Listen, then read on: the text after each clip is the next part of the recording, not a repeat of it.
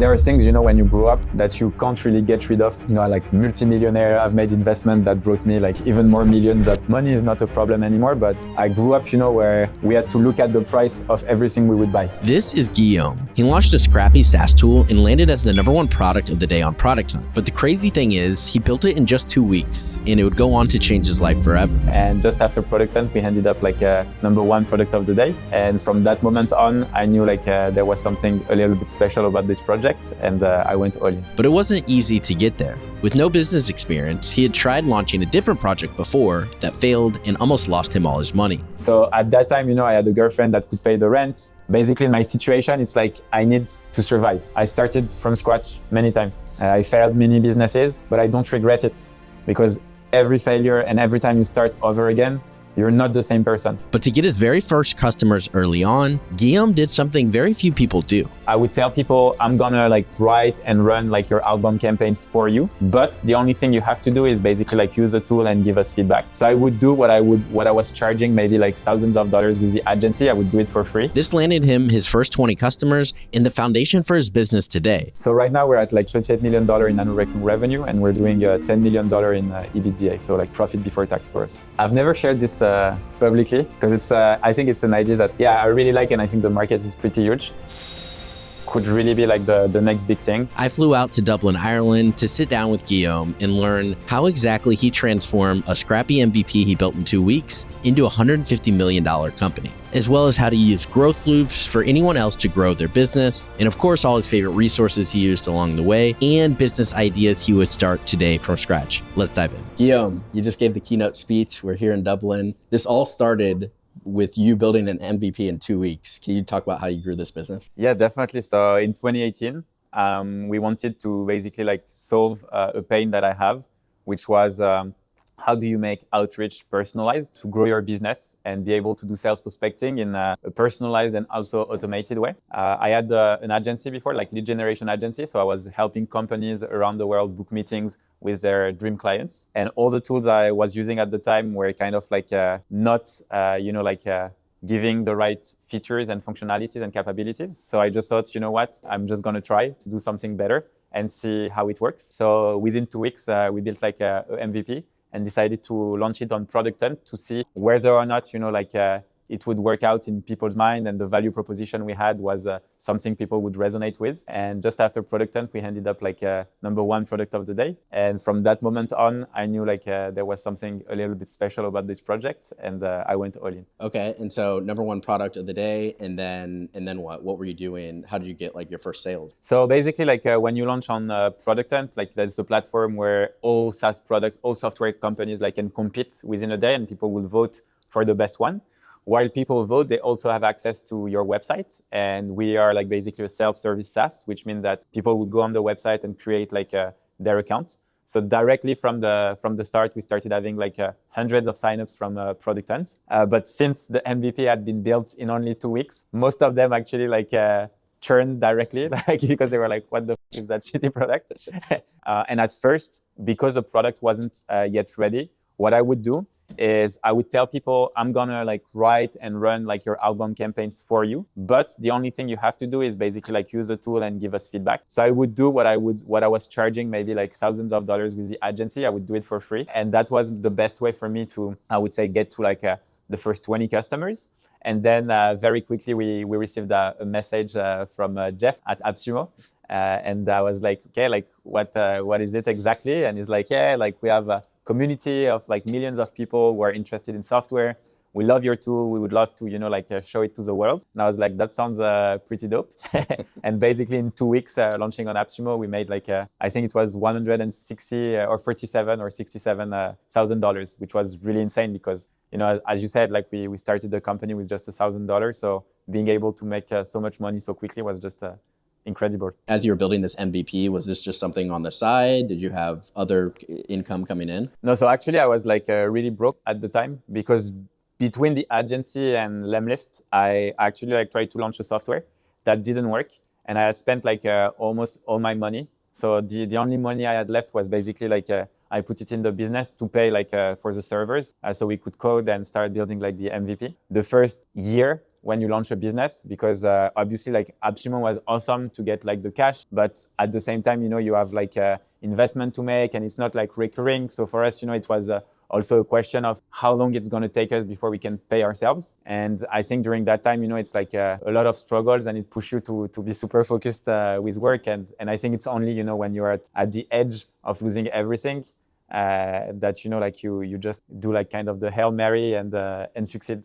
Back then, Lemlist was personalized email outreach with images. Exactly. What was the unique part about it? Yeah, the unique part was basically you can personalize an image inside of an email to make your sales prospecting more human. With the idea of we're going to add videos, more capabilities, because sometimes just a blank email just feel like, okay, who's that person or whatever. And when you add like an image, at least they can see your face, they can see who you are, etc. So within the image, typically, like one of the features that was really well known was the Starbucks coffee cup, where people would just put the name of the prospect automatically. And then we added like automatically companies' logos, etc., etc. So a lot of people at that time, I think, started to think, okay, I need to rethink my outreach strategy if I want it to work. But I think the reality behind it is what just like people started to think, okay, sales is about trust. Sales is about building relationships. And to do so, I need to put myself out there. And if someone's watching this as a marketing agency owner or somebody doing client services, what would you instruct them, knowing what you know now, to make the leap between doing something manually in an agency to turning that into some sort of software? For me, like the first thing is like, what's like your current situation, and what are you like willing to risk? I had made a little bit of money with the agency. I wasn't rich at all. I had spent all my money like to build something that wasn't successful, and all the money I had left, I was like, okay, I want to do this. I really love software. I know the mistakes I've made, and I want to like do it again. So at that time, I had a girlfriend that could pay the rent, no kids. So basically in my situation, it's like I need to survive. So from that moment on, I knew that, okay, I could maybe like give it all for another like year and a half before I get any money. So I had like enough like to be like happy for a year. But if you're an agency, let's say with like a family, your wife is not making enough money, for example, to cover like all the family needs, what I would advise is first, before you make a transition, make sure you have enough money to cover your needs for at least 2 years. That's the advice, because usually you would aim for only a year, but actually it takes always longer. And then the second thing is, if you've never like developed a software before, right now, building code is like so much easier. I'm not talking only like ChatGPT or Copilot, but you have like tools like cursor.com that allows you basically like just by speaking in English to program something that's actually quite good. And if you're like business oriented, you don't know how to code, but you want to launch a software, I would still like try to like advise you like to push and try like to do it on yourself on Cursor. Just like build something, at least like an MVP, test it, see the traction you get. And once you understand a little bit the code, go after it. Because the issue, I think, and I see it very often, is like people who have built like marketing agencies or agencies in general, because they don't know how to code, often, like they get in some spots where they don't realize like how much money they're wasting, or like sometimes they just get bullshitted a lot. Okay, so you're number one on Product Hunt, and then you did a lifetime deal, and then what was the next growth loop in order to get paying customers? Yeah, so the way we would do it, the first step is basically like eating our own dog food. So I would use Lemlist to do sales prospecting, book meetings with people all over the globe, and test which region would basically respond the best to our new product and new features. And what I discovered is like the US basically had the people who were looking for innovation, because I think like sales prospecting in the US is a lot more competitive than potentially in Europe. What people were finding is like they would get better results by using Lemlist. And the way I would do it is reach out to people, who would sometimes not believe in outbound. And then I would ask them whether or not, they could close deals if they had a meeting with their dream clients. And eventually they were like, yeah, of course I can close deals. And then I would say, you know what, like I'm offering not revenue with Lemlist, I'm offering meetings with hot deals. And the reason we're talking today is because I sent you an email. And then people would be like, oh shit, and from there, basically, like I would document all the different campaigns that we would have launched. The one that would work really well, I would create content around it. So people would get inspiration on how to do sales prospecting in unique ways. From that moment on, I would basically like have people in our community and I would share with them like the content on how to do sales prospecting and how to grow their businesses. Some of the clients I had closed, I would help them run their campaigns. And because, they had a different business model than I have, it would allow me to create content around the campaign that they would launch. We'd create success stories. And we were essentially the first one to actually share some of our clients' templates whenever they agreed to it.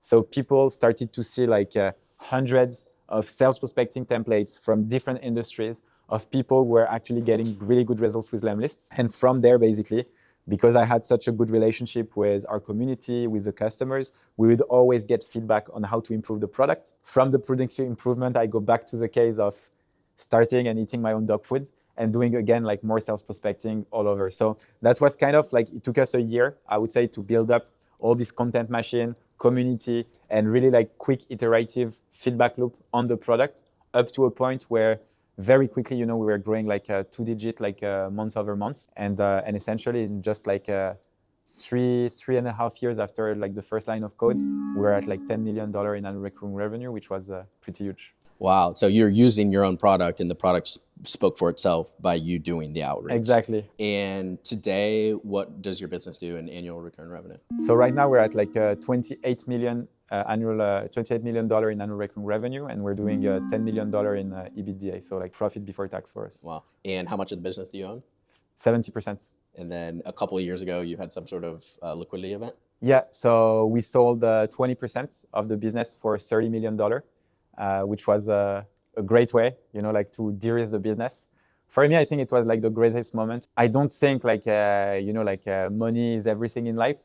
I don't come from money, and I had like a really happy childhood. Like, I just think, it removes like a lot of the money problem, and the money problem are still like a pain in the ass, So typically, like, I was happy to help my parents, retire like quietly and be able to like just have a better life and just build, buy a bit of peace, like for them, because I think it's like really stressful when you retire and you're not sure if the pension you're gonna get is gonna be enough, etc. So for me, it was just the best moments.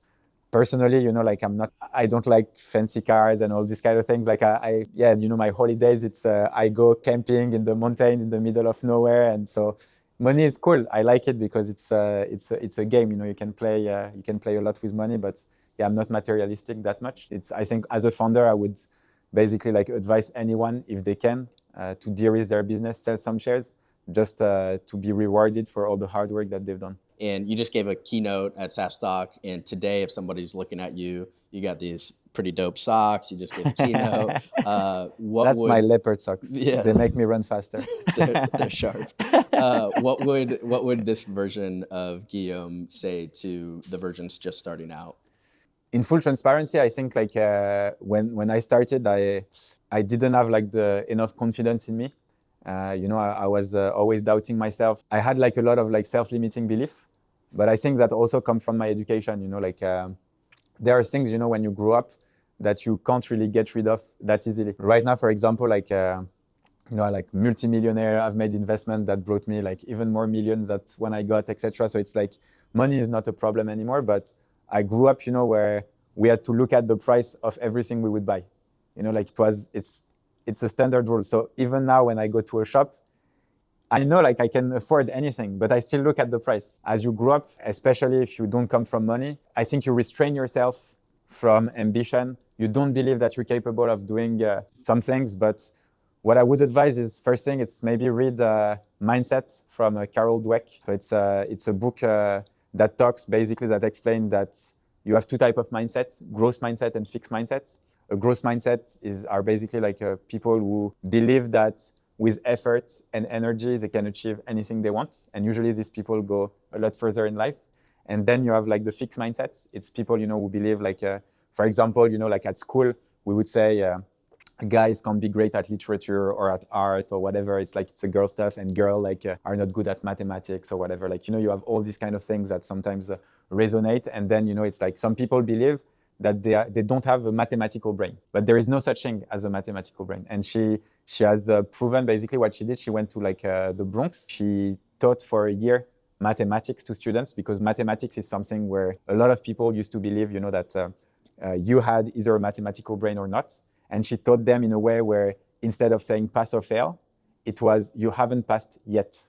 And just by phrasing it in a different way, you see that the brain actually understands that it's just a matter of continuing and learning, and eventually you will get there. And to illustrate it, I remember when I went to Austin for the first time, got invited by the team. Actually, for me, it was I'm always like super grateful about it, and I tell this story a lot. But it meant a lot for me because when I loved the US, like I always loved the United States. For me, it was I don't know, like when I was a kid, I was dreaming to go there. So when I got invited, to the office in Austin, and I saw basically like the whole team there, and they were like super, happy to have me. Like they helped me, on the marketing side, gave me advice on the business side. And then I remember having a chat with Ayman, who was CEO at the time. We were talking business, and I think at the time we were just making maybe like a few hundred thousands in revenue like annually. And he was like, yeah, what's your goal like for the next year? And then I was like, yeah, if we can go to like 1 million, like, and he's like, what?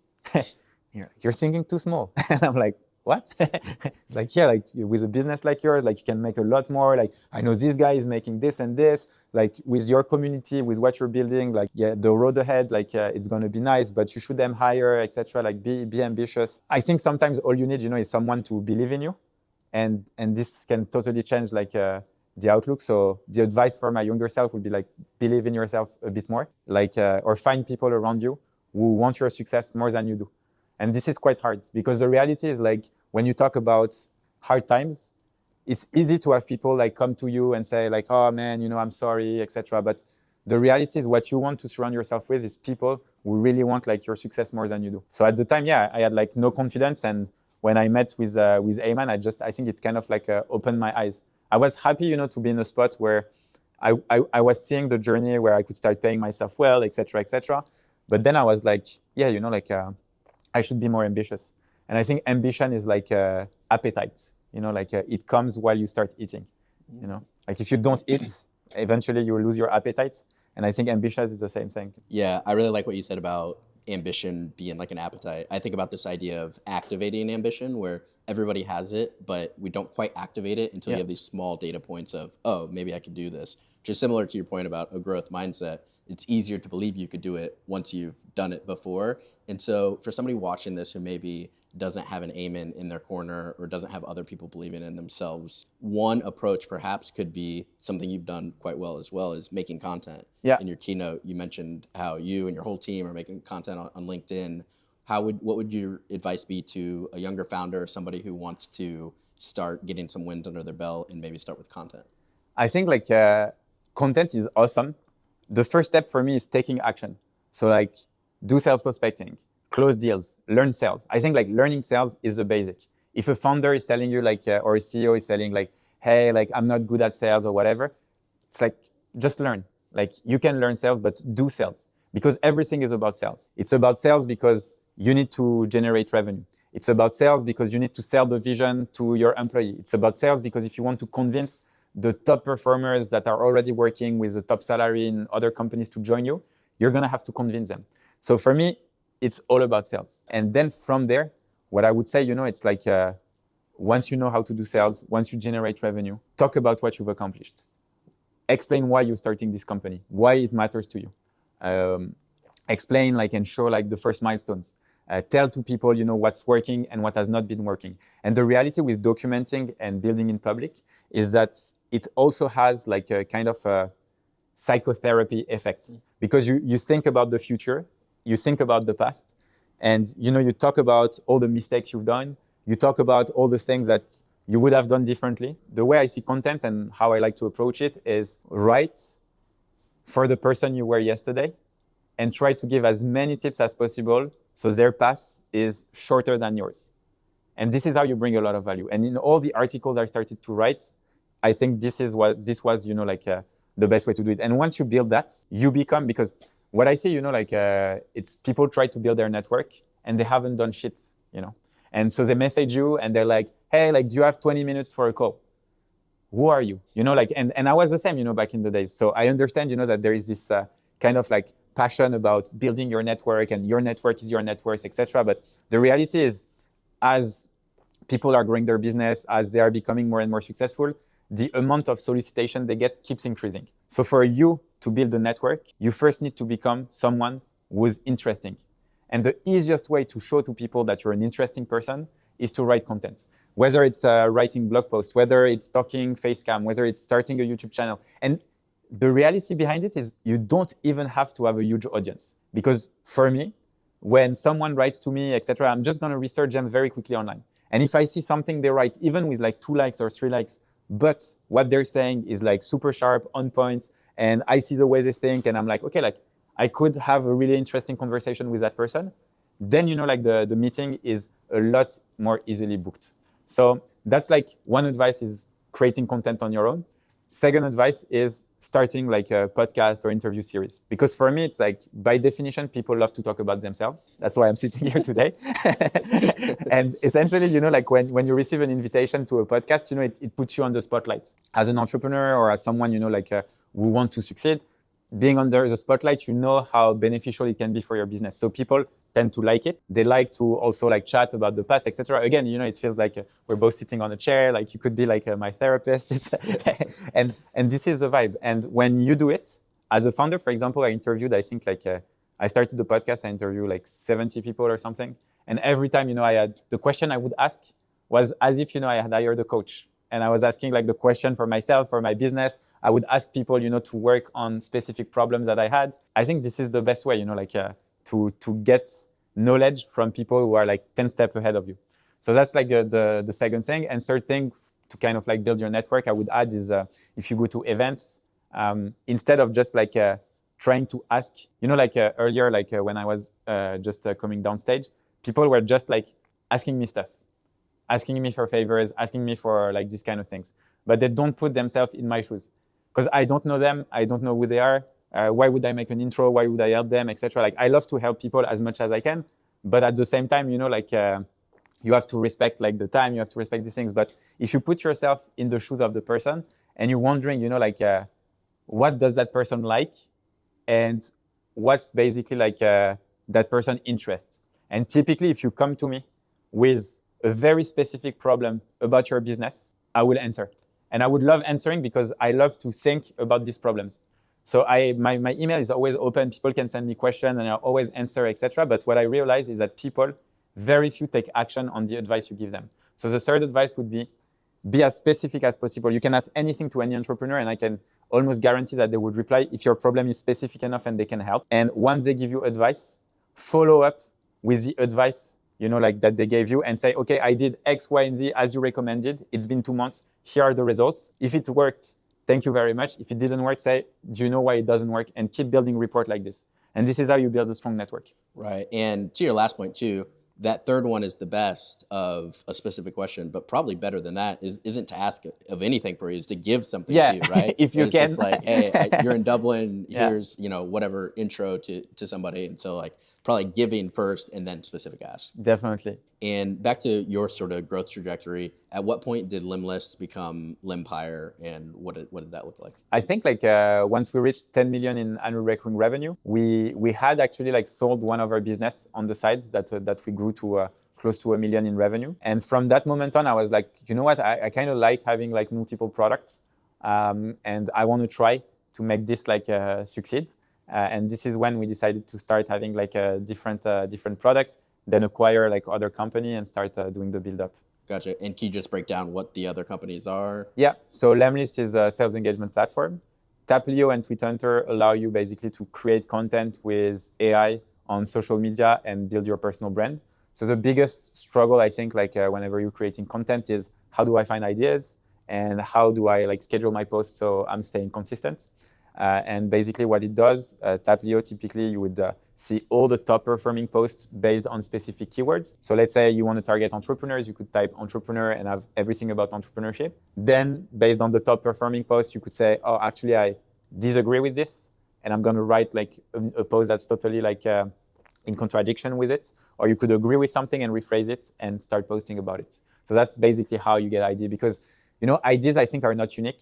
Ideas are always, it starts, with a conversation. It starts sometimes in places that you don't even know about. And eventually, an idea becomes yours, once you speak it out, when you write it out. But actually, it's never truly yours.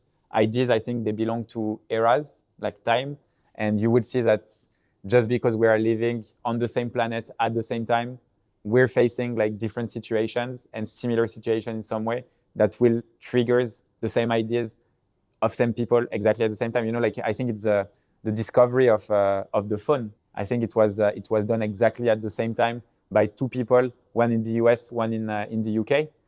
The person in the UK was a woman, so everyone forgot her name, and the person in the US was a man, and everyone thought it was his discovery.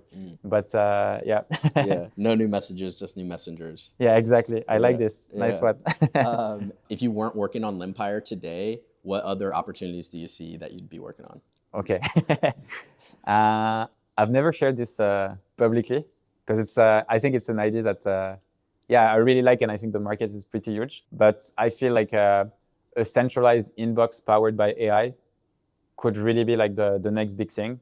No one has really reinvented inboxes for a long time. And when you look at the way we communicate right now, we have so many different channels for work, and the experience typically of the LinkedIn inbox is like really poor. So I think there are a lot of things that could be done, and just due to the quantity of messages we receive, I feel like AI could just simplify and give us quick insights on messages overall. Okay, and then this next segment we'll just do a few rapid fire questions. Yeah. Is there anything that you believe firmly today that you've changed your mind on and didn't believe before? Earth is flat. I'm just kidding. So something that I firmly believe today that I didn't believe before. Yes. When I started the company, I was convinced that it was impossible to hire people who are truly better than you. In a sense where my reasoning was not like I'm cocky and I'm the smartest motherfucker on earth. It was more just if they were like really smarter, they would have like launched a business that's like even more successful. And actually what I've realized is there are people who are like much smarter than I am that I was able to hire. And the reason why I was able to hire them is just because the way they perceive risk is very different from mine.